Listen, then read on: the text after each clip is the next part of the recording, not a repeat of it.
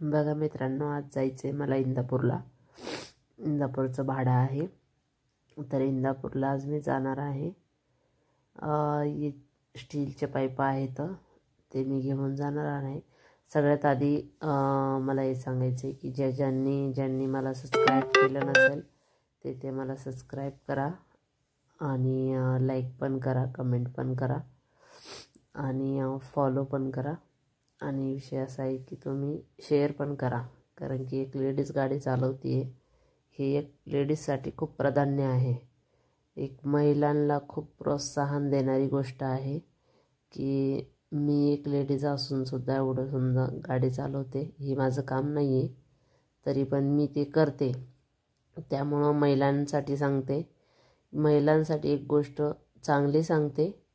असे व्हिडिओ मी तुमच्यासोबत सादर करत राहणार आहे आता कायमच.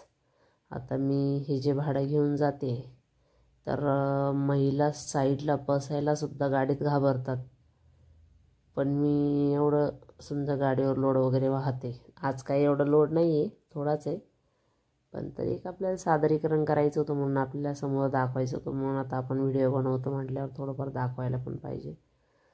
तर गाडीत ते सगळं बांधते मी. गाडीत तुम्हाला तर माहिती, मी गाडी किती पॅक शिवली होती, पण आता हे भाडे करण्यासाठी थोडंफार ते फक्त शिवलं नव्हतं, पुढून बांधलं होतं, त्यामुळे ते सोडलं आहे आपण.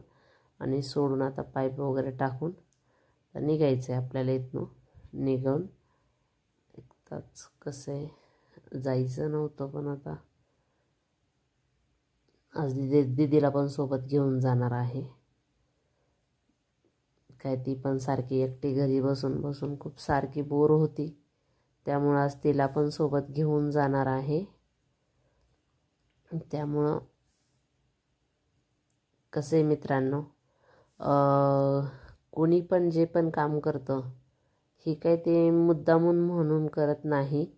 आणि मी जे व्हिडिओ टाकते तर ते काय मी टाईमपास म्हणून टाकत नाही. आता हे माझं काम आहे, ते मी करते. तर माझं काम तुम्हाला माहिती, कारण की मला काय होतं माहिती का, मला सगळेच येतात, पण मला जे काम जास्त जुळतं ना, मी तेच करायला मला आवडतं. आणि शक्यतो गाडी चालवणं म्हणजे हे सगळ्यांना अवघड वाटतं, पण मला ते सोपं वाटलं म्हणून मी ते करते. पण मी दुसरे लई काम असं कोणचं काम करायचं, मला सगळे कामं येतात, पण नाही करत मी कोणचं काम. आणि याच्यामध्ये काय होतं माहिती आहे, खूप रिस्क आहे, पण मी रिस्क घेऊन करते. आणि जोपर्यंत मी रिस्क घेणार नाही तोपर्यंत मी काहीच करू शकणार नाही.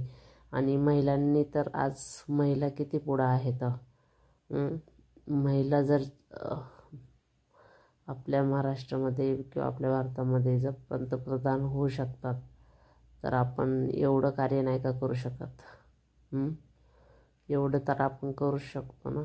आता माझ्यामुळं अजून मी महिलांना थोडं प्रोत्साहन मिळेल आणि त्यांना पण थोडंसं कुठंतरी मनात असं कुठंतरी एक निर्माण होईल, धाडस निर्माण होईल. त्यांना वाटेल की एक महिला असून एवढं सगळं करते, मग आपण का नाही करायचं. आणि शिवाय कोणाचा सपोर्ट नसताना मी हे सगळं करते, तर तुम्ही महिलांनी पण करायला पाहिजे. थोडंफार तुम्ही शिकायला पाहिजे, काम करायला पाहिजे, स्वतःच्या पायावर उभं राहायला पाहिजे. कसं असतं, प्रत्येक वेळेसच वेळ आपल्याला साथ देईल असं नाही आहे, आणि प्रत्येक वेळेसच माणूसही आपल्याला साथ देईल असं नाही आहे.